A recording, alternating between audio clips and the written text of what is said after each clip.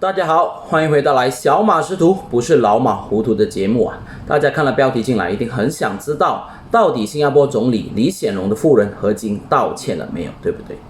不过呢，今天我们先来探讨"儿"这个字。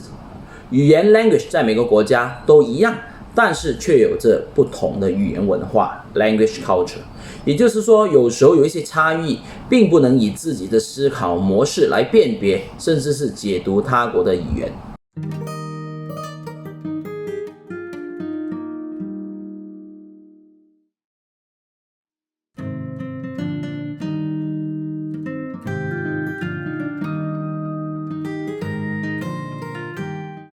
我就以马来西亚与新加坡为例子，虽然我们这么靠近，但是在英文的应用上就有 Singlish 和 Manglish 之分，而最常见已经最通用的就是以简写 shortcut form 这种模式来互相沟通信息。那么如果你作为一个专业的媒体人，或者作为一个有素质的网民，又是否需要做足功课来去了解实际的情况呢？而不是草率的以这个断章取义的这种态度来炒作无谓的低素质的新闻。很显然，小马这里说的就是李正浩还有台湾的网民，他们不只得罪了 WHO 的谭德赛博士，马来西亚现在甚至又来搞新加坡。当然，何晶夫人的这个"字确实让人有了无限的想象力，甚至有网民就发挥了这个无限的创意，让我们来一起教你"这个意思。E 代表了 earnest 诚恳的， R 代表了 readily 很乐意的， R 代表了 receive， 第三个 R 代表了 riches 珍贵的，最后一个是 relief 欣慰。而整句话的意思是诚恳的、很乐意的接受你珍贵的心意，深感欣慰。如果是用这样的诠释会不会让台湾玻璃心的网民呢心里再好受一些？话说回来，在台湾网民的攻击下，何夫人终于道歉了，就好像台湾艺人范范一样，是不是？那么明天台湾的媒体会不会打上这样的标题呢？这个我就交由大家来判断。而这个"字当闹得沸沸扬扬之际，何晶夫人终于把这个"字的简写完善了，就好像我们前面所说的一样。致我们所有的朋友及台湾的友人，非常感谢你们所做的一切，请了解我，永远心存感激。这是何晶在他原贴文中加入了新的内容，写道：我们都知道我们活在同个世界，我非常感谢任何人帮忙、建议、指引，尽其所能提供协助，虽然有时候成功，有时失败，但他表示不论最后的结果为何，他都会永远珍视这份真诚的努力以及想法，至于错误也原谅了啦。与此同时，他呼吁大家呢，我们必须互相拥抱，并非在网络世界试着用互相的攻击，以病毒才是我们要对抗的目标。当我们全部能够团结一致，积其所能的时候，就能够击败病毒。与此同时，我们必须尊重病逝的人，协助正在与疾病奋斗的人，并全力支持努力，让我们维持安全健康的医护、清洁员工。至少这是我们能做的事。何晶最后也提醒，保持社交的距离，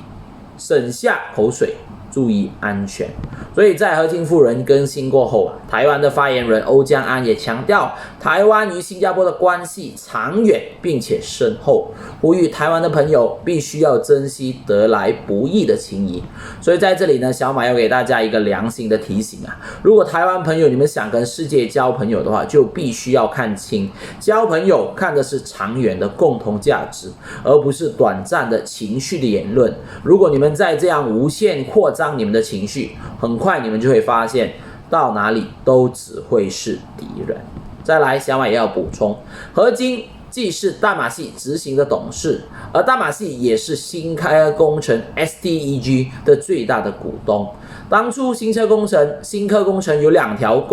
口罩的生产线是在台湾，而在疫情爆发过后，在台湾的生产口罩是禁止出口的。虽然因为他们是外商，并不在台湾经济部的工厂征收之列，所以工厂并不被征收。但是问题是，他们做出来的口罩又运不出去，你们有想过没有？所以新科工厂只好把在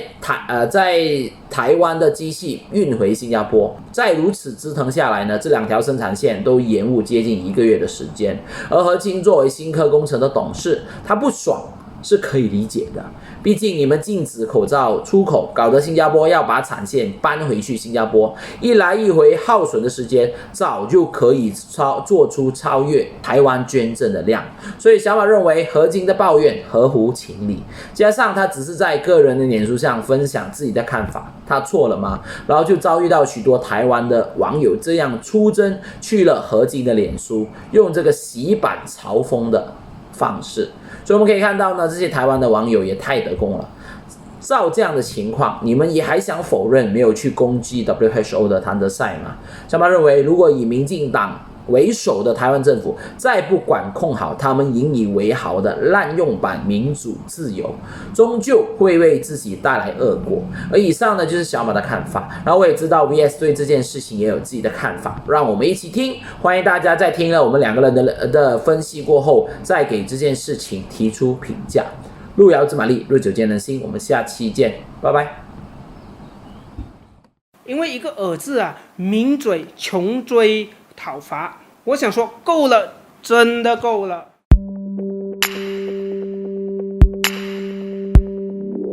大家好，我是 VS。最近的台湾媒体呢，在国际舞台上真的是很红啊，一直抓其他国家来当消费课题，甚至他们的主观思想呢，掀起了很多的纠纷。以下我要说的这则新闻呢，更是掀起了羊群效应，因为一个字的诠释加上了情感，让网络世界掀起了台湾 vs 新加坡的口罩大战。既然这事情有那么多人在意，那我今天就简单的来概述和分析吧，然后大家就自行判断吧。好，我们先来看前言。新加坡商家 Send-In 呢，在台湾呢是有2条口罩的生产线啊，但是呢，有碍于台湾的自保政策，在1月已经是停止了口罩的出口，因此呢，即使是新加坡的公司啊，也无法将2条生产线的口罩呢运往新加坡。所以呢，后来呢，制造口罩的机器啊，就在3月移回新加坡了。同一时间呢，这时的台湾呢的口罩生产线呢，已经大幅度的增加了。月初呢，台湾的外交部说，基于口罩的产量有多，将捐赠口罩给提出要求帮忙的南向国家，包括新加坡。这则由taiwannews.com.tw 所发文的英文版新闻呢，标题写着 Taiwan to donate medical mask to Singapore， 意思是说台湾将捐赠口罩于新加坡，被新加坡的总理夫人啊，也就是前淡马锡控股的总裁呢何清分享了，并在贴文上留个然后呢，这位大家都不陌生的马来西亚时代团结之父呢，台湾名嘴李正浩呢，就拿着日月神杖强势的回击了何清的脸书啊，就随着李家军的号角，台湾人也就出征了。如果不懂李正浩是啥人物的话呢，请看回我之前的影片吧，那我就不多说了。其实伤害了两岸关系的这场仗啊，真的是有意义吗？请容我向大家分析一下。首先，我们来分析新加坡的观点。新加坡明明在台湾有了原本的生产线的，因为台湾政府的政策呢，导致无法运作。第二，新加坡没有要求过台湾捐赠口罩，也没有拿台湾的口罩，所以呢，被台湾的外交部呢，有了种被吃豆腐的感觉啊。小杰李夫人呢的反应呢，应该是基于机器和厂家都是我的国家的，但是因为你们的政策导致我无法运用资源，我们还没有到